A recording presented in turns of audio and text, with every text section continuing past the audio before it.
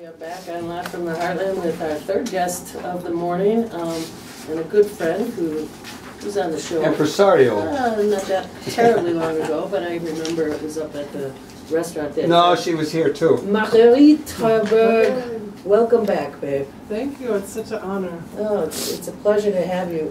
Marguerite. And she actually listens to the show when she's not on. Every week. I know. I clean my house. I love that. That must be why my house isn't clean. I'm never listening. All right, Hot House, one of the great institutions, cultural institutions in Chicago for many, many years. And we talked about it the last time you were here, of course, the transition that you're making with your cultural phenomenon.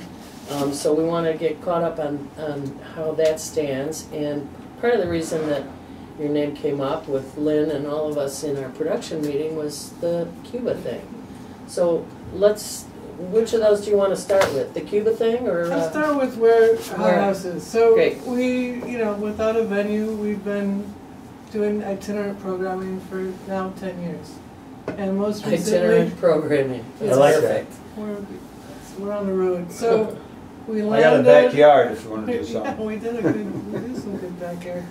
So we landed this year at Alhambra Palace Restaurant, which is an incredibly over-the-top, decorated...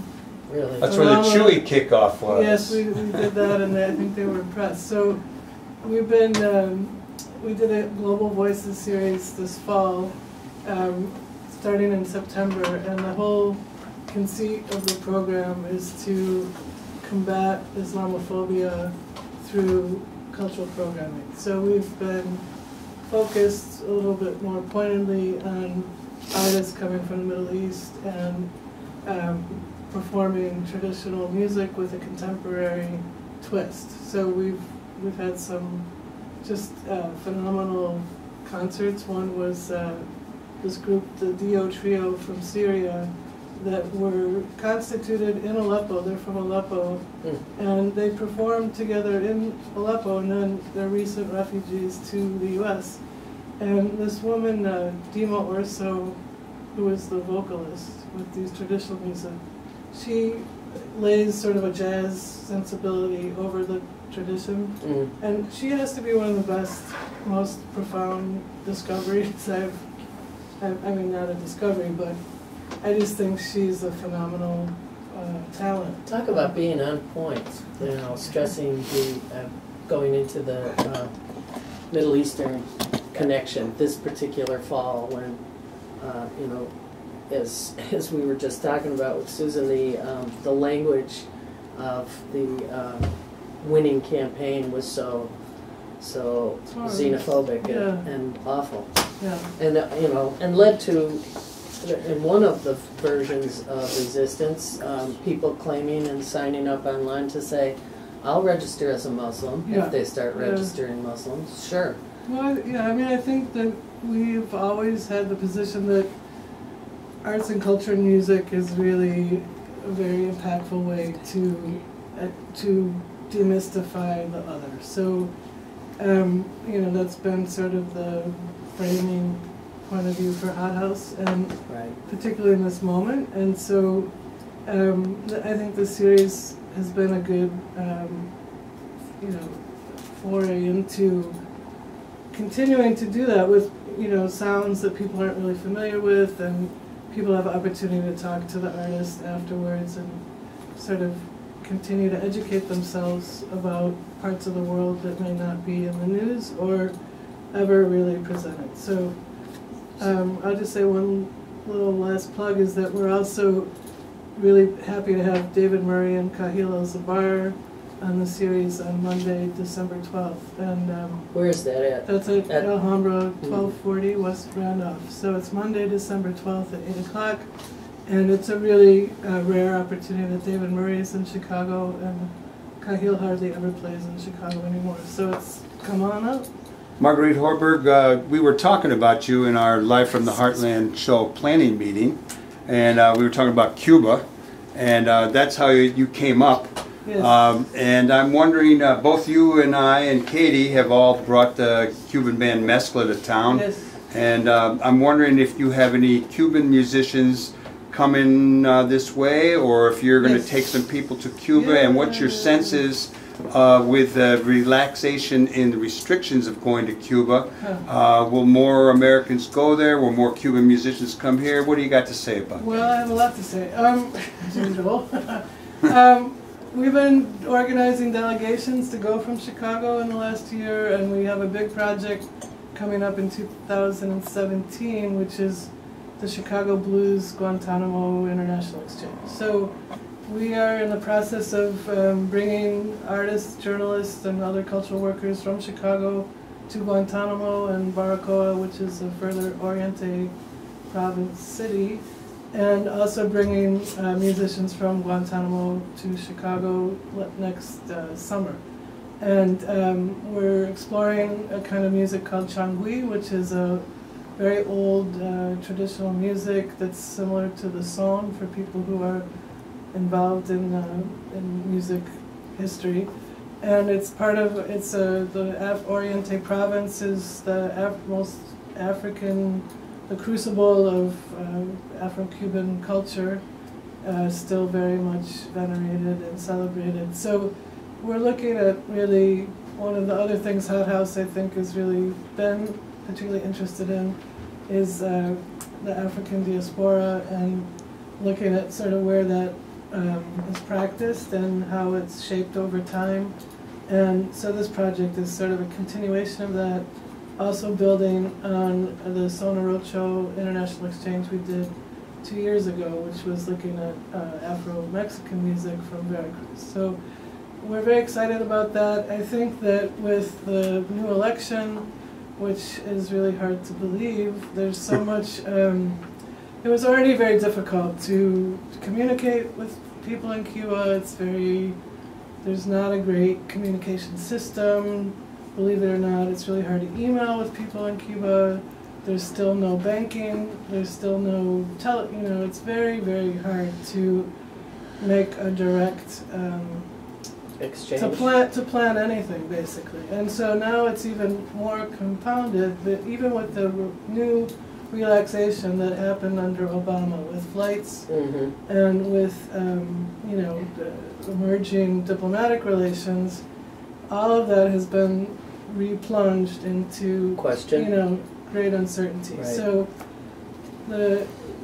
people are waiting, watching and waiting to see what's going to happen, basically. So those of you all, those of us, you included specifically, who have made these cultural exchanges and have maintained and built relationships with Cuba, would it not be of importance to maintain and strengthen those right now? Absolutely. I mean, it's just insane. It's like, you listen to the horrible news after the death of Fidel, and it's ludicrous. It's like they spend so much money to send people down there to find like the hot dissenter to say like, are you happy? Are you, do you have freedom?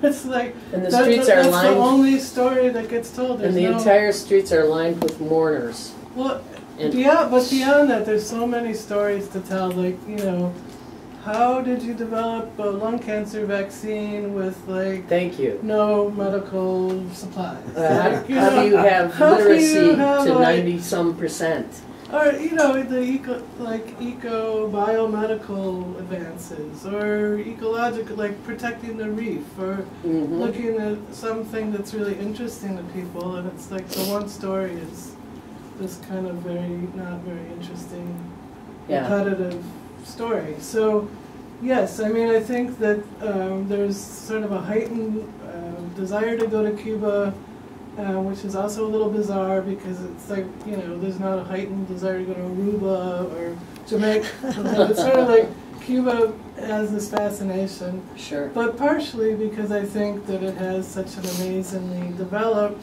cultural infrastructure, and the education system has fed phenomenal musicians and artists, and literature and poetry and film.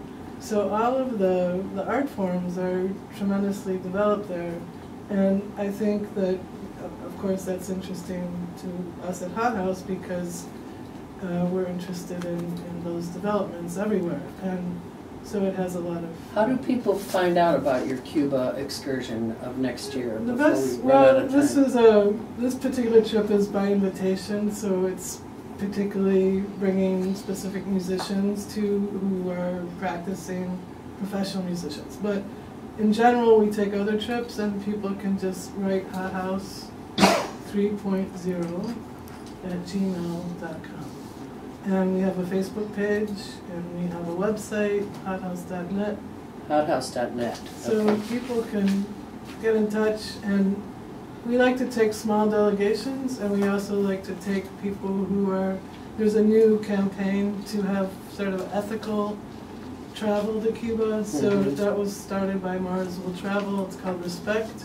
Nice. And it's really to emphasize that you're going there to learn from the people who are there, not to go and preach what they can do to make it a better country. Mhm. So we support that, and we try to bring people who really want to be educated and have solidarity relationship rather than a imperialistic relationship. Marguerite, better than just about any example I can think of in Chicago, you have combined your cultural wisdom and engagement with politics. And I really salute you for that, and thank you for providing our city with what you do. Right now, I just want to say again, while you're here, we're remembering our friend. Yeah. Our friend Curly Cohen, who did a lot of work with you at Hot House, who did a lot of work for everyone in this city Yeah. all his life. We lost him too soon this week. Yeah. Anything? Yes, Curly actually was one of the profound influences to get me into an organization. Mhm. So, he brought me into community organizing, starting in the 32nd Ward, and he was tireless and looked for every angle to make it work. And, And we I'm love going to him. say Michael's line, he's going to say it at the end anyway, but all power to the people. Well, on that note, we have a little tune here. It's outro is Candido. It's Candido Camero. He's a 96-year-old Cuban. He was here last year for the Jazz Fest. We want to thank our guests who came on the show. That would be Jeff Kelly Lowenstein, Susan Smith Richardson, and Marguerite Horberg. And Katie, who do we have next week? Salome Chasnoff. And Salome Chasnoff, and she's going to talk about her film for the, And exactly. Darlene Glenn. And I'm sorry, Darlene Glenn from the Trib. Right. Okay, y'all do good in the world. The world needs all the good you do. All power to the people. Over and out.